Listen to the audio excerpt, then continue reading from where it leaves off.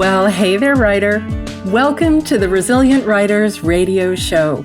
I'm your host, Rhonda Douglas, and this is the podcast for writers who want to create and sustain a writing life they love. Because, let's face it, the writing life has its ups and downs, and we want to not just write, but also to be able to enjoy the process, so that we'll spend more time with our butt in chair getting those words on the page. This podcast is for writers who love books and everything that goes into the making of them. For writers who want to learn and grow in their craft and improve their writing skills. Writers who want to finish their books and get them out into the world so their ideal readers can enjoy them. Writers who want to spend more time in that flow state. Writers who want to connect with other writers to celebrate and be in community in this crazy roller coaster ride we call the writing life. We are resilient writers. We're writing for the rest of our lives, and we're having a good time doing it. So welcome, writer. I'm so glad you're here. Let's jump right into today's show. Well, hey there, writer. Welcome back to another episode of the Resilient Writers Radio Show. Today I'm here with Maureen Howley. Maureen is a native of Scotland, but she currently lives in County Sligo in Ireland. And she spent many years in nursing and midwifery before retiring as an assistant director of public health nursing. And she has an MA in English literature from Glasgow University. Her essays and poetry have been featured in local anthologies, and she's known among friends and family for composing lighthearted verses to celebrate weddings, birthdays, and retirements. And when she's not writing, she loves to sing and dance, and she's involved in the musical theater experience in Sligo for many years. Small Shoes, Impossible to Fill, which is this memoir, is her first book, and she's already working on another one. So welcome, Maureen. Thank you so much, Rhonda. I mean, little did I think when I was doing the first book finish that I would not only finish the book, but I would be here talking to you on your radio program about it. So it's a big thrill. Oh, good. I'm so glad.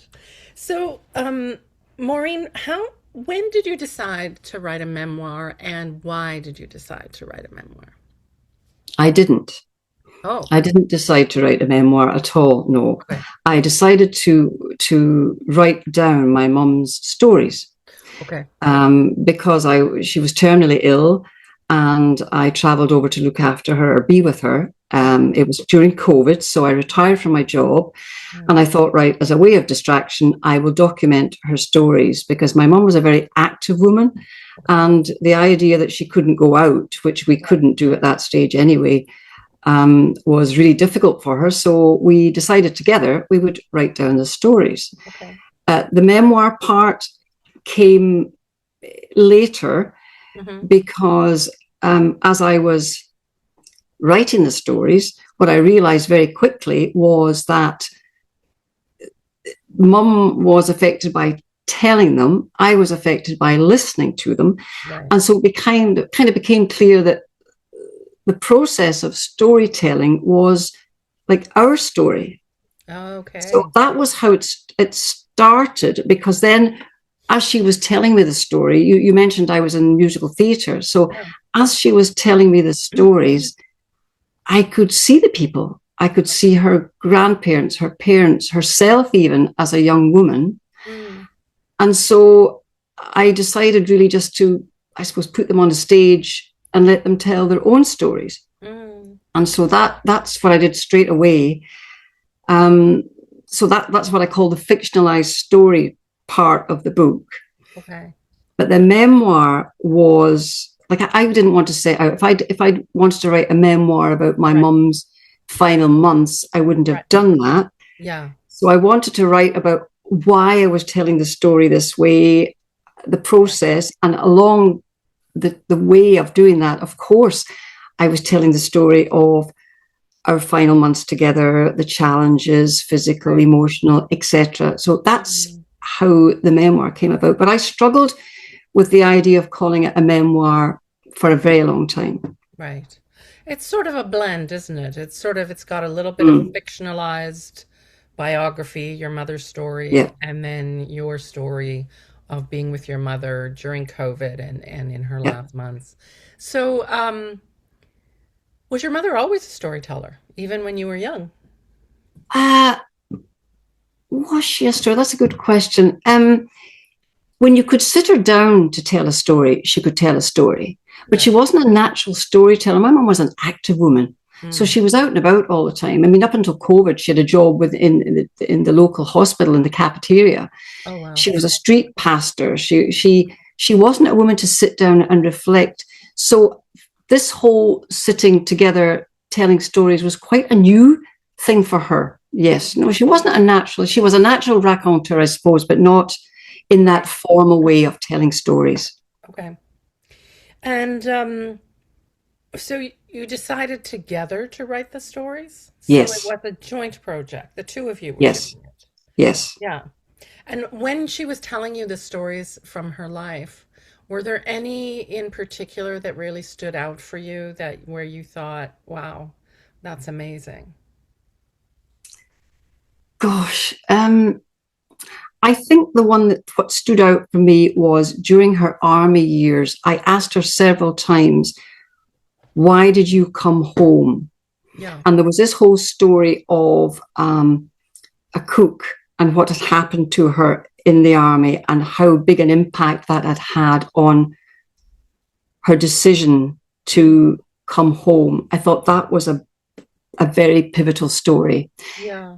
All of the stories, I knew bits of her stories, but having her explain them properly and being able to ask her questions, it was just the whole process, really. Mm.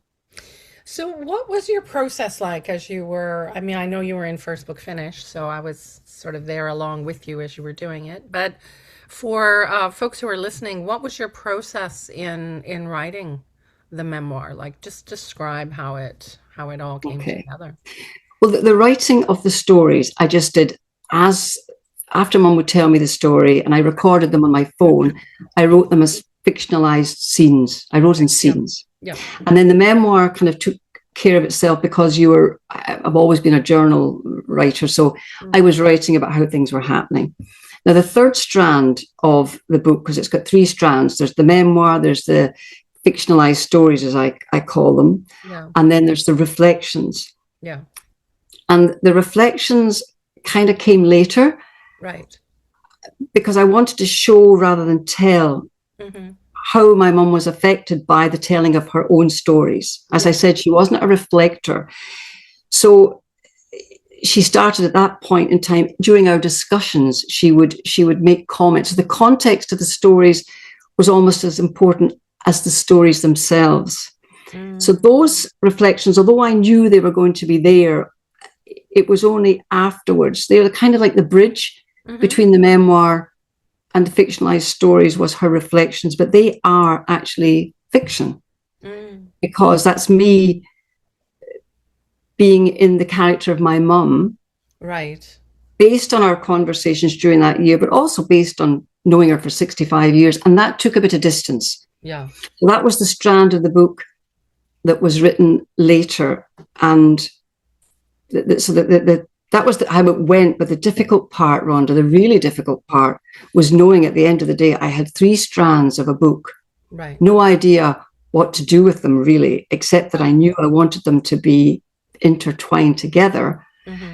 And way too many words, which, as you know, for a first book is like, I heard you talking to a writer, the sweet spot is 80,000 words. Absolutely. I think I started at 150 or something before I started to hone it down. It was like three different books. I mean, it is still a thick book. I mean, it's what? It is, 300 that's not bad. 363 pages. Yeah. So, yeah. That's the edited version. But the difficulty was, what I wanted was to tell a story that felt like one story. Right. So, but using three strands and making them all weave together without it sounding or reading as if it was manufactured. The next piece. Yeah. The next piece. Yeah. And that's what took the work, really, because they had to work together. They had to feel like they were integrated. And although it's kind of a memoir that's different, I wanted to kind of be true to the craft of writing. Mm-hmm. So, like, I'm one of these people, I've got the how to write a book, how not to write a book, etc., etc., etc.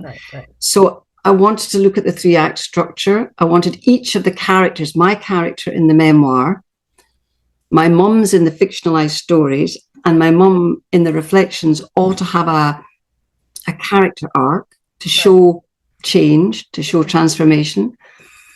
And I also, like, my mum's fictional stories kind of were a hero's journey anyway. Right. So knowing a bit about the craft of writing helped, because I knew how to, or I tried anyway, to weave them together in a way that was true to that craft, if you like, not just thrown all together. And that was what my aim was. But that was what took the time, really. Yeah. So there was quite a bit of revision and editing that went into this. There was. Yeah.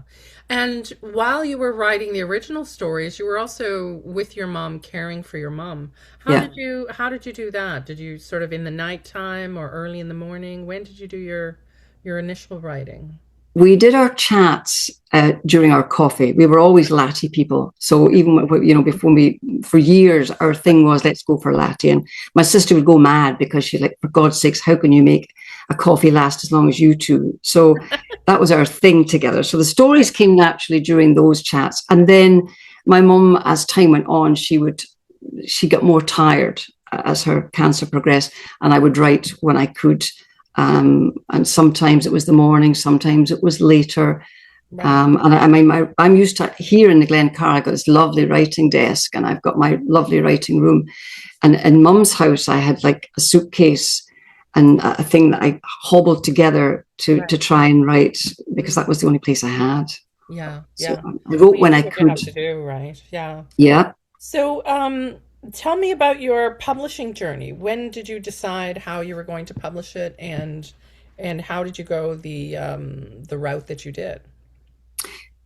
I was introduced to a lady called Michelle Smith from a small publishing company called Jasami. Yeah.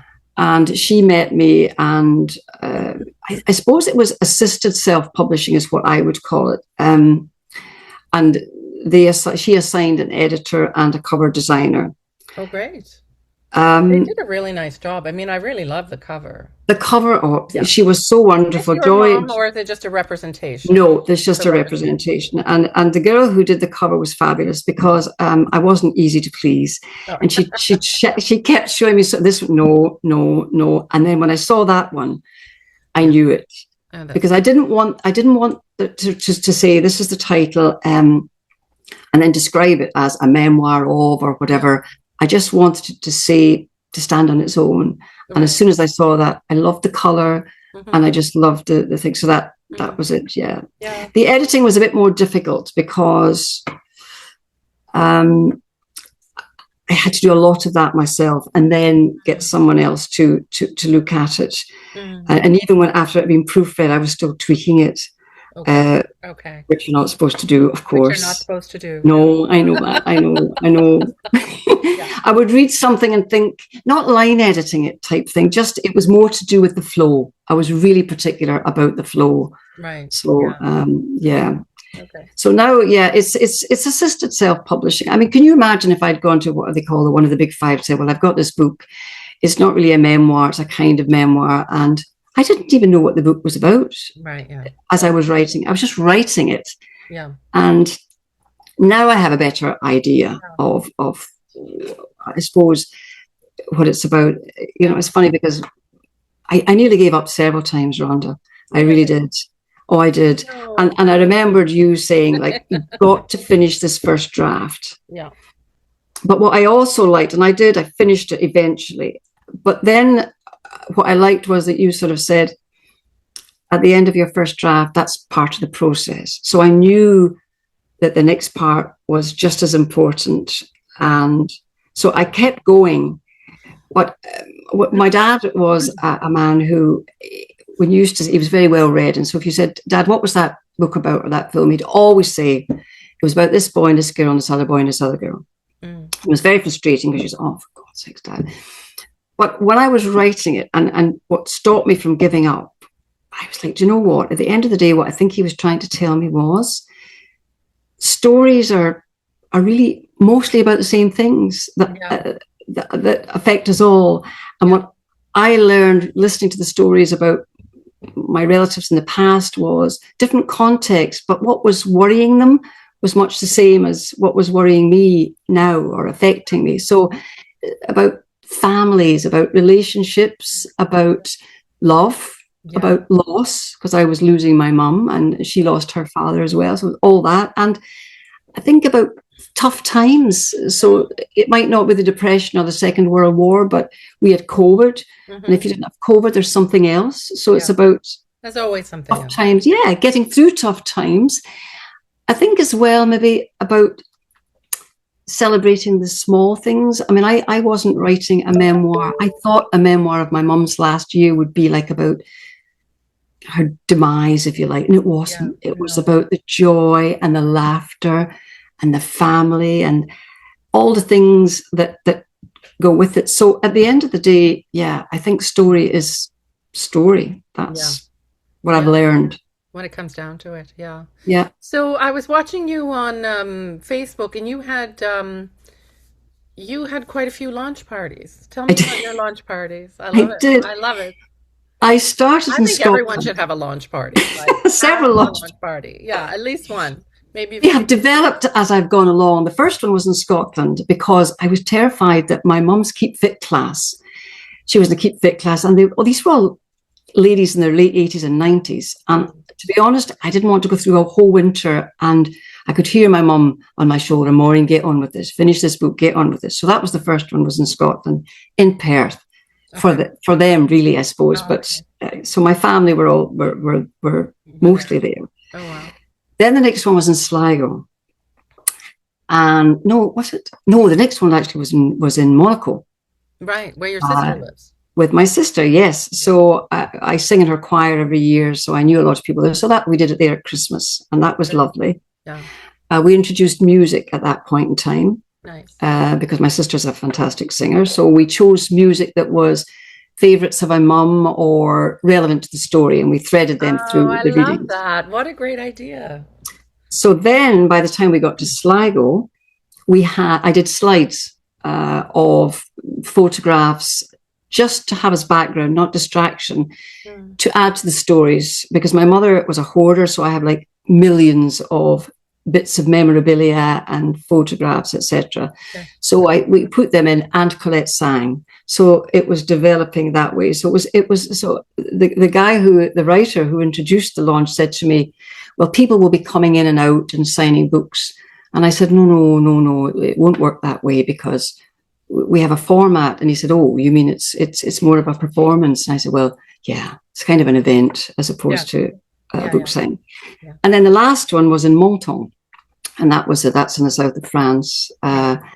So Colette was ill, so she couldn't sing, but we still had the slides and the chat. And I think it helps. The more you talk about the book yourself, the more you kind of understand it yourself, I suppose. So, because when you self-publish, I mean, you sort of instantly become your own marketing department, don't you? Which is a bit daunting. So I love that you kind of went the launch event route to promote it. That's great.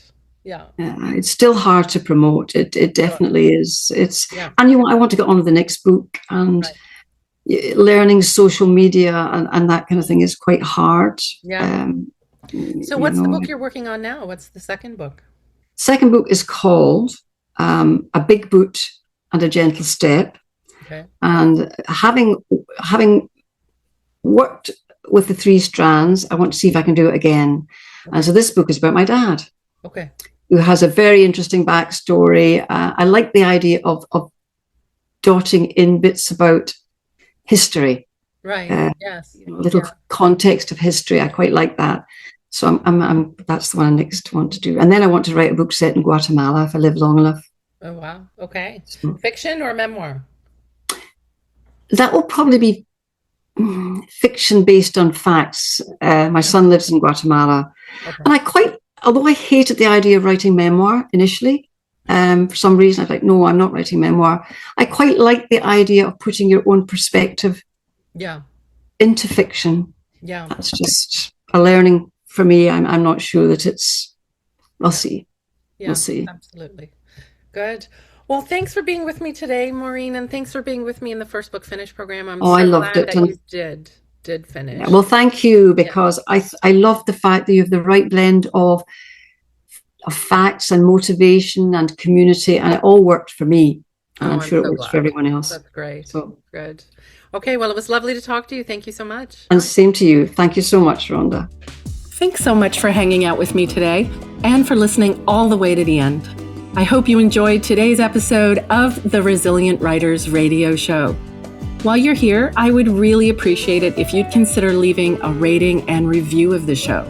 You can do that in whatever app you're using to listen to the show right now, and it just takes a few minutes.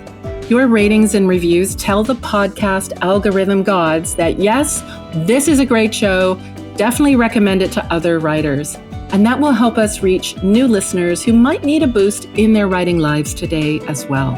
So please take a moment and leave a review. I'd really appreciate it, and I promise to read every single one. Thank you so much.